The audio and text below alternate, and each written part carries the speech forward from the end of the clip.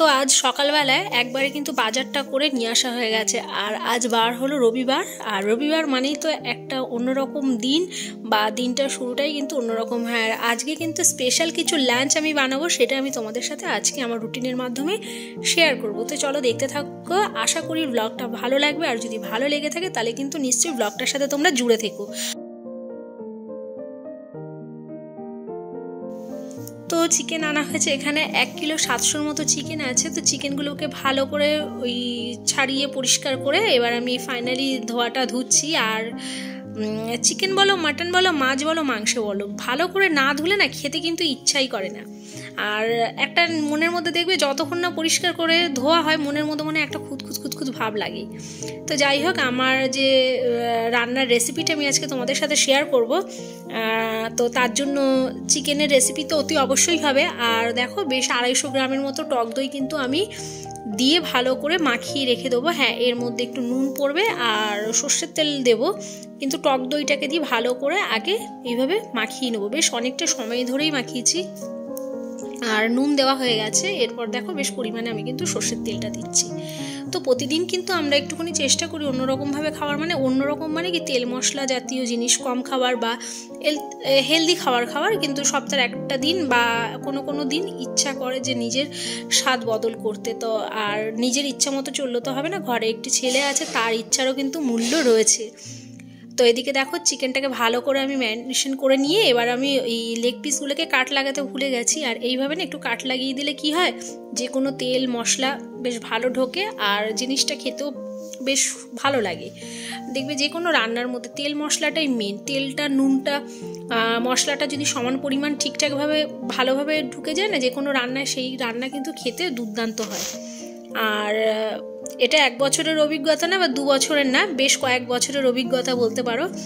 আর আমি সবসময় চেষ্টা করি আমার রিয়েল লাইফ স্টাইলের মধ্যে দিয়ে আমি ব্লগগুলো তোমাদেরকে দেব। তো আমার লাইফে যা যা ঘটে প্রতিদিন যেরকমভাবে আমার কিন্তু অতি সাধারণ নর্মাল জীবনযাপন, ঠিক যেমনভাবে আমি চলি, যেমনভাবে বুঝি তোমাদেরকে ঠিক সেভাবেই কিন্তু আমি আমার ব্লগের মাধ্যমে তোমাদের সাথে শেয়ার করার চেষ্টা করি। আর চা খেলাম, প্রচণ্ড কাজ করেছি সকাল থেকে উঠে না, হেঁটে আসার পরে কাজের আর শেষ নেই। তো দেখো এখানে কি হচ্ছে স্পেশাল লাঞ্চ, তো তোমরা হয়তো এতক্ষণ কেউ বা বুঝে গেছো বা কেউ বোঝোনি। তো চাল ভিজিয়ে রেখে দিয়েছি, সব দেখালাম। আর এদিকে দেখো সকালের ব্রেকফাস্টের জন্য কিন্তু ব্রাউন ব্রেড, কলা আর ডিম সেদ্ধ তো অতি অবশ্যই করেও দিয়েছি। আর এগুলো দেখো সব রেডি করেছি। আর এখানটা চিকেনটা বেশ অনেকক্ষণ হয়ে গেছে, এতগুলো কাজ গুছিয়েছি, মানে বেশ অনেকটা সময় আমার লেগেছে। আর এদিকে দেখো বেশ অনেকগুলো পরিমাণে আমি ডিম সেদ্ধ করেছি। ডিমগুলো তো লাগবেই, আর এখন তো সকালবেলা আমরা 4টে ডিম সেদ্ধ খাবোই ব্রেকফাস্টে। তো একবারেই ডিমগুলোকে ছাড়িয়ে পরিষ্কার করে রেখে দেবো। আর বাসনও যা বেরোবে সব কিছু মেজে ঘষে সময় মতো রেখে দেবো। আর এখানটায় কি ছাড়ালাম জানো, কতটা পরিমাণে চিংড়ি মাছ এনেছে, মানে ভাবতে পারছো, হয়তো আমি তোমাদেরকে ব্লগে একটু দেখাচ্ছি, কিন্তু কি পরিমাণে আমার কাজটা চলছে সকালবেলা থেকে। আর ব্রেকফাস্ট খাওয়া হয়ে গেছে, অলমোস্ট ডান। এগুলো বাসন দেখছো, এগুলো কিন্তু আমাদের ব্রেকফাস্ট খাবারই বাসন। চিংড়ি মাছ আমি ব্রেকফাস্ট না খেয়ে ছাড়াইনি, আর অনেকগুলো পরিমাণে চিংড়ি মাছ আছে। তো ব্রেকফাস্ট খাওয়ার পরেই আমি চিংড়ি মাছ ছাড়িয়ে ধুয়ে একদম ফ্রিজে চালান করে দিয়েছি। আর এখন আমি এই বাসনগুলোকে মেজে নিচ্ছি, মানে আমাদের যা খাবার ব্রেকফাস্টের বাসন বেরিয়েছে সেগুলো। আর ঠিক আছে, এবার দেখতে পাচ্ছ তো এদিকে তেল, মানে কিছু একটা ভাজা করেছি, তো সেটা দেখাচ্ছি। এই যে দেখো আলু ভেজে নিয়েছি, আলু সেদ্ধ করে রেখে দিয়েছিলাম। আর আজকে কিন্তু করছি আমি বিরিয়ানি, তো বলেই দিলাম ফাইনালি, নিজে না বললেও যেন মনে হয় কখন আমি বলবো এরকম মনে হয়। তো চলো, পরিমাণে অনেকগুলো কিন্তু পেঁয়াজ দিলাম কড়াইতে, আর একটু গোটা গরম মশলা ফোড়ন দিচ্ছি, যেমন হচ্ছে ধরো ওই যে লবঙ্গ, এলাচ, দারচিনি। আচ্ছা, পেঁয়াজের কালারটা এত সুন্দর কিভাবে এলো, তো তার জন্য নুন আর সর্ষের তেলে, তো অতি অবশ্যই সর্ষের তেল না, আজকে রিফাইন তেলে রান্না হচ্ছে, বিরিয়ানি করব। নুন আর চিনি দিয়েছি, যার জন্য কিন্তু এতটা গোল্ডেন ব্রাউন কালার চলে এসছে। আচ্ছা, এবার কি দিলাম বলো তো, ধনের গুঁড়ো আর আদা রসুনের পেস্ট, কাঁচা লঙ্কা পরিমাণে খুবই কম। আর এখন বানাচ্ছি আমি কিন্তু ভেবোনা চিকেনটা বানিয়ে নেব, কিন্তু ভেবোনা কিন্তু এটা বিরিয়ানির চিকেন। আমি কিন্তু এখন চিকেন চাপ বানাবো, আমি আমার মতো করে বানাচ্ছি, একদম আমার মতো। এমন না যে হোটেলে বা রেস্তোরাঁয় যেমন বানায় তোমরা বলতেই পারো যে তুমি এরকম বানালে এরকম না কি সেরকম না, আমি একদম আমার নিজের মতো করে বানাচ্ছি, আমার যেরকম ভালো লাগে সেই রকমই, কিন্তু চাপের স্টাইলেই আমি চিকেনটা বানাচ্ছি। আর সাইজগুলো বেশ বড় বড় সাইজের করে কাটা আছে, 100 গ্রামের ওপরেই কাটা আছে। তো দেখো এখানে 5 পিস আমি চিকেন চাপ বানাবো। আর কালারটা এত সুন্দর মানে খুলেছে না, কি বলবো, তোমরা দেখলে বুঝতেই পারবে। আর ওইদিকে বাথরুমে জামা কাপড় কেচে রেখে দিয়ে এসেছি, সেগুলো ধোয়াধুয়ি করতে হবে। তো অনেক চিন্তা, আজকে এমনি রবিবার, তার মধ্যে হচ্ছে এত কিছু রান্নার আয়োজন। আর একটা কথা বলি, তা এই যে দেখতে পাচ্ছ এর সাথে সাথে কিন্তু একটা ডিম বিরিয়ানিও আলাদা হয়েছে আমার শাশুড়ি মায়ের জন্য। তো বললাম না যে বাথরুমে কাছাকাছি চলছে, কিছু জামা কাপড় আছে যেগুলো আমি হাতেই কাচা ধোয়া করি, যেগুলো আমি ওয়াশিং মেশিনে দিতে পারি না। তো এইভাবেই সংসারের কাজকর্মগুলো আমি এগিয়ে নিই এক এক করে, একদিকে রান্না, একদিকে ঘর ঝাড় দেওয়া, একদিকে বাসন মাজা। যদিও বা আজকে আমার সকালবেলায় কিন্তু ঘর ঝাড় দেওয়া মোছা সবই কমপ্লিট হয়ে গেছে, সেগুলো তোমাদের সাথে আমি আজকে শেয়ার করিনি, কেন আমার আজকে ইচ্ছাই ছিল যে আমি আজকে রান্নাটা তোমাদেরকে বেশ ভালোভাবেই কিন্তু শেয়ার করবো।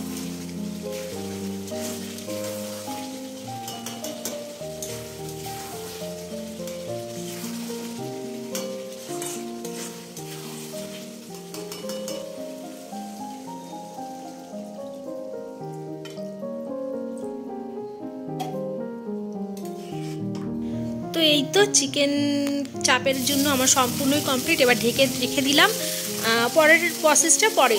আর এখন চলো বিরিয়ানির জন্য যে চিকেনটা বানাবো সেটাকে আবার রেডি করে নিই। আর এখানেও পেঁয়াজ তো যেরকম দেখো নর্মালি সব রান্নাতে পেঁয়াজ, আদা, রসুন এগুলো তো থাকবেই, এগুলোর ওপরে তো কিছুই হবে না, কিন্তু পেঁয়াজটা ভাজার পরে ওই গোল্ডেন ব্রাউন কালার হলো, ওই রকমইভাবে সেমভাবে পেঁয়াজটাকে ভেজেছি চিনি আর নুন দিয়ে। আর এরপরে আমি কিন্তু চিকেনের পিসগুলো সব ওই পেঁয়াজের মধ্যে দিয়ে দিলাম, টক দই দিয়ে মাখানো ছিল, এরপর টক দইটা আমি দিয়ে দিলাম। আর দেওয়ার পরে বেশ এমনিই মনে হচ্ছে গ্রেভি গ্রেভি হয়ে গেছে, এতটা পরিমাণে টক দই আছে তো সেই জন্য। আর এদিকে কিন্তু আদা, রসুন আর কাঁচা লঙ্কা খুবই পরিমাণে কম, একটু সবুজ কালারটা বেশি, কেন বলো তো, কাঁচা লঙ্কাটা ভীষণ গাঢ় সবুজ কালার, তো আদার রং রসুনের রং সবই ঢাকা পড়ে গেছে, অল্প কটা কাঁচা লঙ্কার বাটারই এত তুখোর কালার হয়ে গেছে। তো ওইদিকে চিকেন বসিয়ে দিয়েছি বিরিয়ানির জন্য, আর এইদিকে আমার চিকেন চাপের জন্য একদম কিন্তু চিকেন কমপ্লিট। তো ঢাকাটা খুলে দেখলাম চিকেন একদম সেদ্ধ সুন্দর সফট হয়ে গেছে। এরপর কিন্তু আমি কাজু কিশমিশ বাটাটা অ্যাড করে দিলাম, আর দুবারে দিলাম, তার কারণ হচ্ছে একবারে যদি কাজু কিশমিশ দিয়ে দিই না, কেমন যেন ছানা কাটার মতো লাগে উপর দিয়ে, তো একটু ধরে ধরে দিলে কি হয়, একটু নাড়িয়ে চাড়িয়ে দিলে একটা গ্রেভি সুন্দর একটা বাটারি ভাব চলে আসে, আর কিন্তু দেখতে বেশ ভালো লাগে। আর ছানা কাটা হলে মনে হয় না দুধের কিছু জিনিস কিন্তু ওপর থেকে ছানাটা কেটে গেছে দলা দলা হলে। তো এই তো এদিকে আমার কিন্তু ওই দিকের প্রিপারেশন করতে করতে এদিকেও চিকেন আমার কিন্তু কমপ্লিট হয়ে এসছে। আর একটু জল দেবো পরিমাণ মতো, অল্প করে টক দই দেওয়া ছিল তো তার জন্য কিন্তু অনেকটাই জল ছেড়েছে, আর চিকেন কিন্তু একদম সফট হয়ে নরম হয়ে গেছে। কেন আমি এই জল আর অ্যাড করিনি, টক দই দিয়ে অনেকক্ষণ মাখানো ছিল তো চিকেনটা, খুব তার জন্য তাড়াতাড়ি কিন্তু কমপ্লিট হয়ে গেল। আর এদিকে চলো একটু ফুটে উঠলে জল মানে ঝোলটা, বলছি ঝোল তো রাখবো না, গ্রেভিটা একটু মাখো মাখো হলেই কিন্তু চিকেনটাকেও নামিয়ে নেব।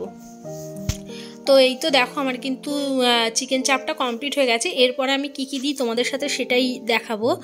তো এইটাকে ভালো করে একটু নাড়িয়ে চাড়িয়ে নিলাম, আর ভীষণ গরম তো মানে তাল পাচ্ছিলাম না, এই যে ওপর থেকে একটুখানি গরম মশলা গুঁড়ো ছিটিয়ে দিলাম, আর এখন হাফ চামচের মতো ঘি আমি এর উপর থেকে অ্যাড করে দেব।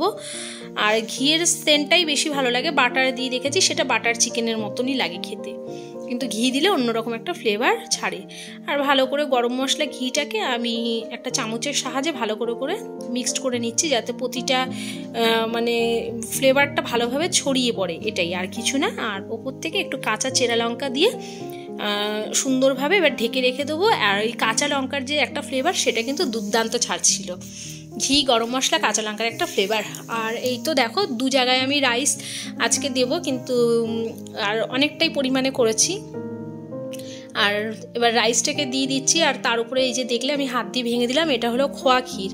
আমরা বিরিয়ানিতে কিন্তু খোয়া ক্ষীর দিই, খোয়া ক্ষীর আলু বোখরাটা আমরা দিই, ভীষণ ভালো লাগে। যদিও বা আজকের এই ভিডিওটাতে আমার আলু বোখরা মিস হয়ে গেছে, মানে এনে রেখেছে কিন্তু আমি ভুলে গেছি দিতে। তো যাই হোক, আবার পরে যেদিন করব সেদিন নয় আবার দিয়ে দেবো। আর মানে আমি যখন বসি অলরেডি আমার কমপ্লিটের খাতা, তখন আমাকে আমার বর বলছে তুমি আলু বোখরা দাওনি, টেবিলের ওপর রয়ে গেছে। তো তো বিরিয়ানিতে একটা কথা কি বলো তো, মানে দেখবে সব কিছু কিন্তু মাপটাই মেন। আর বিরিয়ানি কিন্তু খেতে সময় লাগে না, বসিয়ে দিলে আর সময় লাগে না, কিন্তু ওই চালটা মাংসটা বসানোর আগে পর্যন্ত কিন্তু প্রখর খাটনি চলে বিরিয়ানির।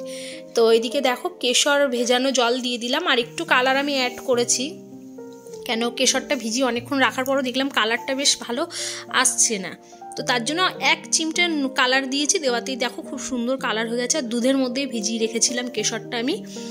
আর তো চলো এইদিকে দেখো এবার ওই যা বিরিয়ানির মশলা আমি পেস্ট করেছিলাম, তো সেগুলোকে এবার ওপর দিয়ে দিলাম এক এক করে। এবার নুন আর চিনি তো দিতেই হবে ব্যালেন্সটা ঠিকঠাক রাখার জন্য।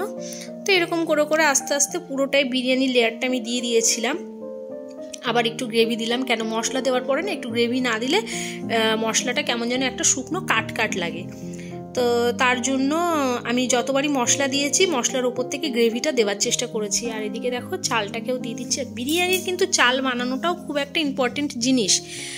দেখবে চালটা যদি খুব শক্ত থাকে বা খুব মানে নরম হয়ে যায়, তখন কিন্তু সেই বিরিয়ানির আর স্বাদটা পাওয়া যায় না, বা বিরিয়ানি খাচ্ছি বলেও কিন্তু একদমই মনে করা হয় না, মানে কী যেন একটা খাচ্ছি, এত খাটনি করলাম। কিন্তু বিশ্বাস করো না বন্ধুরা, আমার বিরিয়ানিটা রান্নাটা আমার সার্থক হয়েছে। কেন জানো তো, আমার রনির পাপা বিরিয়ানি কিন্তু খুব ভালো খায় না, কিন্তু এইটা তো মানে আমি রান্না করেছি, করার পরে এতবার বলেছে না, আমি মানে আমার কষ্টটা পুরো একদম মানে ঠিক আছে চলো আমার কষ্ট হয়েছে, কিন্তু খেয়ে যে ভালো বলেছে, যে বিরিয়ানি না খাওয়ার লোক সেও খেয়েছে।